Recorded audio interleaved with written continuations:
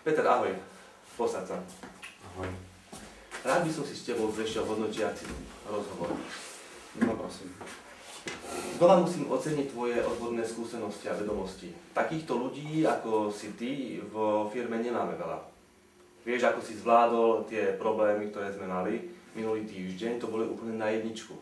Tam ty si nemusel volať žiadnych údržbárov, zvládol si to úplne sám. Ako to bolo vynikajúce, tam ti dávam plný počet bodov, 5.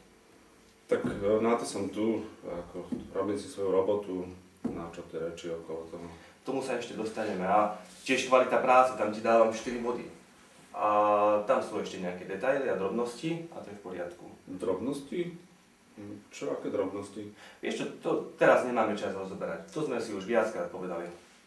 No ale asi ty nepoznáš detaily, keď nevieš mi presne povedať, o čo sa jedná. Pokračuj, povedz mi o tom. Je to ešte ďalšia vec, tímová práca. Naposledy si mal 4 body, teraz ti dávam 2 body. A znova sú tu na teba sťažnosti. My sme sa už o tomto bavili. Kto sa sťažoval? To teraz nebudem riešiť.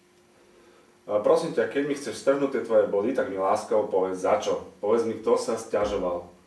Horák? Burdová? Alebo Pávelka? Určite aj ten nemôže nikde chýbať.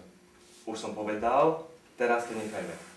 Sám som si všímal tvoje jednanie s ľuďmi. Ty robíš z nich blbcov. Ty s nimi jednáš, ako keby boli úplne nula.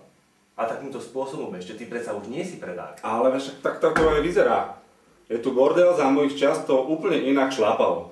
A za to, že chcem, aby ľudia robili, som jediný človek, ktorý ich prinúti nejako robiť, tak za to mi ešte strhneš tie pondiaté 2 body. No hovorím, úplný bordel. Sme sa to dopracovali. Aby som sa na to kľudne vykašľal, ale ako by to tu potom vyzeralo. Ani ty, ani Vlado to nezvládaš. Peter, toto nechaj láskavo na nás.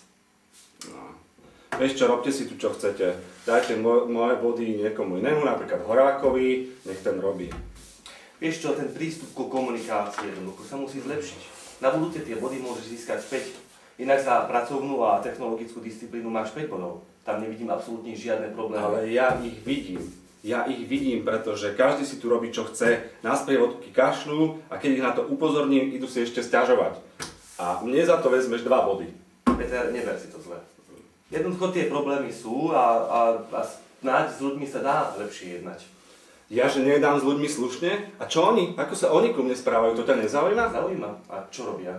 A vieš čo, nehajme to tak, to nemá vôbec význam. Mňa by zaujímalo, kto si sťažoval, ale ja si to zistím. Vidím, že to je asi najlepší spôsob, ako získať tieto body. Je to všetko? Je. Predsa len skúste už s tou komunikáciou niečo urobiť, dobre? Dobre. Dobre, ďakujem ti.